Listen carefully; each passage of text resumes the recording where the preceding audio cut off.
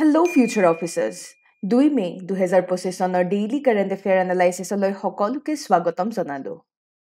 Competition কেয়াৰে 1 year current affairs compilation লৈ আনিছে আগন্তুক APSC পৰীক্ষাৰ বাবে। আপোনালোকে নিশ্চয় গম পায় যে আমাৰ প্ৰিলিমছত কাৰেণ্ট এফেয়াৰ কিমানেই ইম্পৰ্টেণ্ট। প্ৰতিটো ষ্টেটিকৰ আঁৰত এটি কাৰেণ্ট এফেয়াৰৰ পইণ্ট লুকাই থাকে। সেয়েহে কেৱল মাত্ৰ 99 টকাত এটি কম্পাইলেশ্যন আমাৰ পৰা লাভ কৰিবলৈ সক্ষম হ'ব। সেয়েহে পলম নকৰি ইয়াত দিয়া কণ্টেক্ট নাম্বাৰটিত যোগাযোগ কৰিবলৈ নাপাহৰিব।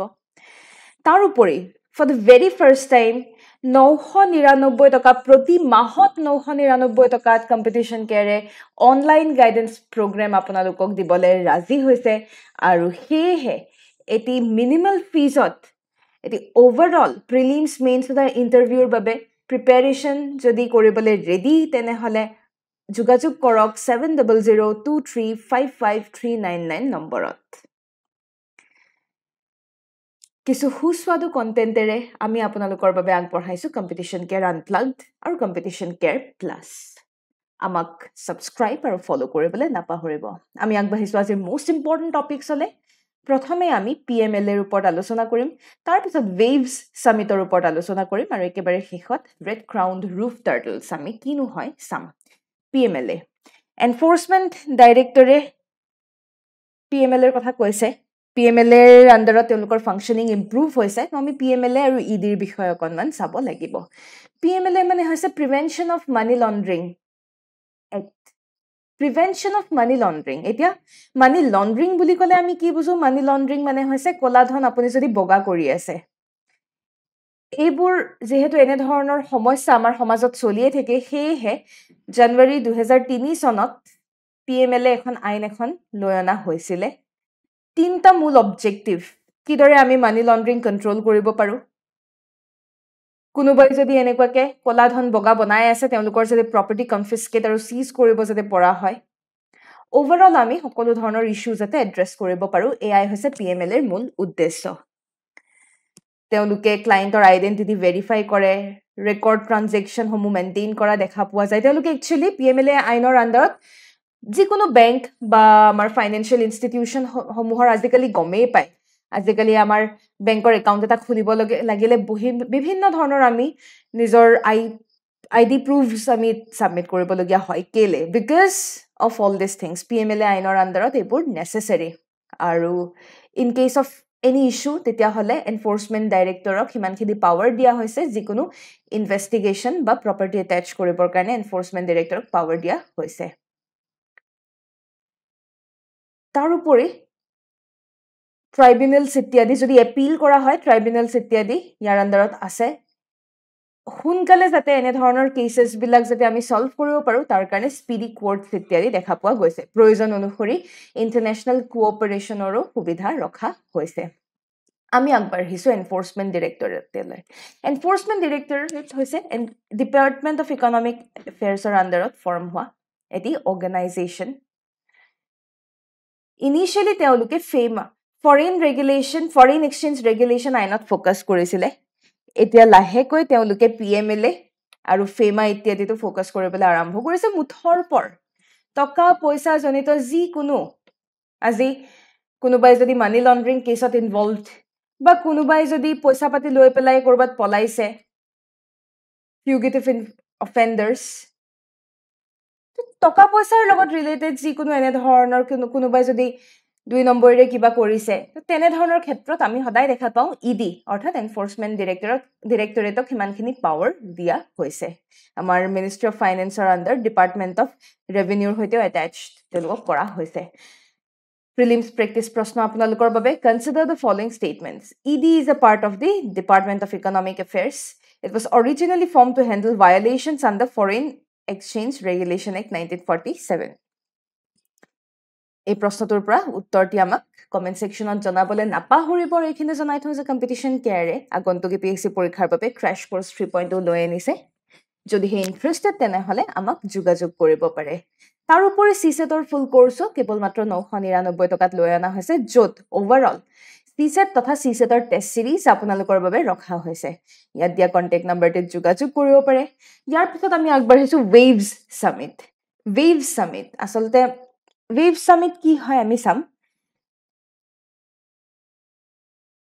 জিঅ' চেণ্টাৰ মুম্বাইত ৱেভ সামিট আমাৰ চৰকাৰে ইনগ্ৰেট কৰিছে আৰু আমি কিদৰে ক্ৰিয়েটিভ ইকনমি বা অৰেঞ্জ ইকনমি কিদৰে আমি প্ৰমোট কৰিব পাৰোঁ ইয়াকে লৈ পেলাই কিছু আলোচনা হৈছে ৱেভছ আমাৰ মিনিষ্ট্ৰী অফ ইনফৰমেশ্যন আৰু ব্ৰডকাষ্টিঙৰ দ্বাৰা অৰ্গেনাইজ কৰা এটি খুব ইম্পৰ্টেণ্ট সামিট হৈছে ৱেভছ মেইনলি ফ'কাছ কিহত কৰিছে মেইনলি এই সামিটখনে ফ'কাছ কৰিছে মিডিয়া তথা এণ্টাৰটেইনমেণ্টত মেইনলি এই সামিটখনে ফ'কাছ কৰা আমি দেখা পাইছোঁ ৱেভছ মানে কি world audio' visual and entertainment summit মনত ৰাখিব ৱেভছ শব্দটোৰ এটি অৰ্থ আছে world audio' video' entertainment summit mainly যিসকল ইণ্ডাষ্ট্ৰী লিডাৰ্ছ ষ্টেক হোল্ডাৰ্ছ ইন'ভেটাৰ্ছ সকলোকে একেলগে লৈ অনা হৈছে যাতে আমাৰ এই যে এণ্টাৰটেইনমেণ্ট ছেক্টৰ বা মিডিয়া ছেক্টৰত যি কিছু সমস্যা হওক বা আমি কিদৰে এই ছেক্টৰটোক আগবঢ়াই লৈ যাব পাৰিম মুঠৰ অভাৰঅল এই ছেক্টৰটোক আমি ইনফ্লুৱেঞ্চ কৰিবৰ কাৰণে বা এই ছেক্টৰটোৰ ভৱিষ্যতৰ বাবে এই সামিটখন প্ৰথমবাৰৰ বাবে এনে এখন সামিট চৰকাৰে কনভেন কৰিছে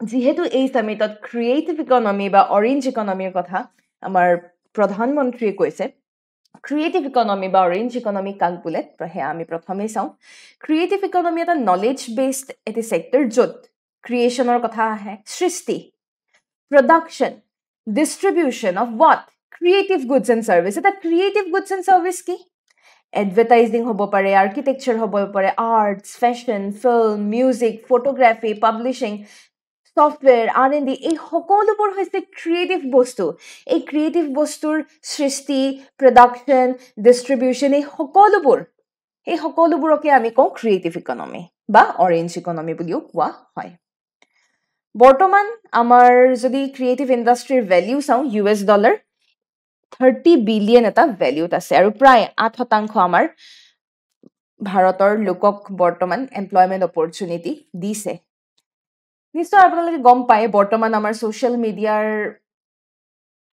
গোটেই প্ৰভাৱ মানুহৰ মাজত যিমান বেছি বৃদ্ধি পাইছে সিমান বেছি আমাৰ কণ্টেণ্ট ক্ৰিয়েটৰো বাঢ়িছে 2023 চনৰ ডেটা অনুসৰি প্ৰায় 100 মিলিয়নতকৈ বেছি আমাৰ ভাৰতত কণ্টেণ্ট ক্ৰিয়েটৰ আমি পাইছোঁ so' people are focusing on this creative economy right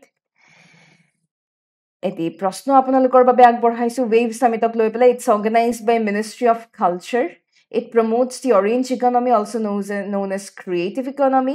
India's creative economy employs nearly 8% of the working population. শুদ্ধ উত্তৰটি আমাক জনাবলৈ নাপাহৰিব আৰু এইখিনিতে জনাই থওঁ যে আগন্তুক APSC পৰীক্ষাৰ বাবে প্ৰিলিমছ টেষ্ট সিৰিজ দুটা মডিউলত লৈ অনা হৈছে এটা হৈছে 40 টেষ্ট সিৰিজৰ এটি মডিউল আৰু দ্বিতীয়টো হৈছে 60টা টেষ্ট সিৰিজৰ এটি মডিউল যোগাযোগ কৰিবৰ বাবে ইয়াত দিয়া কণ্টেক্ট নাম্বাৰটি দিয়া আছে তাৰ উপৰি যদি আপোনালোকে অকল সিছেটৰ টেষ্ট সিৰিজ বিচাৰিছে তেনেহলে কেৱল মাত্ৰ 149 रुपीजত 10টা টেষ্টৰ এটি টেষ্ট সিৰিজ লাভ কৰিবলৈ সক্ষম হ'ব তলত দিয়া কন্টাক্ট নাম্বাৰটিত যোগাযোগ কৰিব পাৰে কম্পিটিশন কেয়াৰে লৈ আনিছে এটি ক্লাছৰুম গাইডেন্স প্ৰগ্ৰাম হিলপুখুৰী ব্ৰাঞ্চত য'ত প্ৰিলিমছ মেইনছ তথা ইন্টাৰভিউৰ এটি হলিষ্টিক আইডিয়া লাভ কৰিবলৈ সক্ষম হ'ব এই বেটছৰ বিষয়ে সবিশেষ জানিবৰ বাবে আমাক যোগাযোগ কৰিব পাৰে তাৰ উপৰি প্ৰতি শনিবাৰে এটি কাৰেণ্ট এফেয়াৰ টেষ্ট কণ্ডাক্ট কৰা হয় কেৱল মাত্ৰ 10 টকাত এই কাৰেণ্ট এফেয়াৰ টেষ্ট লাভ কৰিবলৈ সক্ষম হ'ব সবিশেষ জানিবৰ বাবে ইয়াত দিয়া কন্টাক্ট নাম্বাৰটিত যোগাযোগ কৰিব পাৰে আমি আগবাঢ়িছো আজিৰ শেষৰটো নিউজলে ৰেড ক্ৰাউন্ড ৰুফড টাৰ্টলছ প্ৰায় 30 বছৰৰ পিছত 20টা critically endangered red crowned roof turtle successfully কোড ৰিইন্ট্ৰোডিউস কৰিছে গংগাত ৰিইন্ট্ৰোডিউস কৰিছে আন্ডাৰ নমামি গংগে মিছন নিশ্চয় সকলোৱে শুনিছে নমামি গংগে মিছনৰ under red crown roof turtle reintroduce কৰা হৈছে গংগাত প্ৰায় 30 বছৰৰ পিছত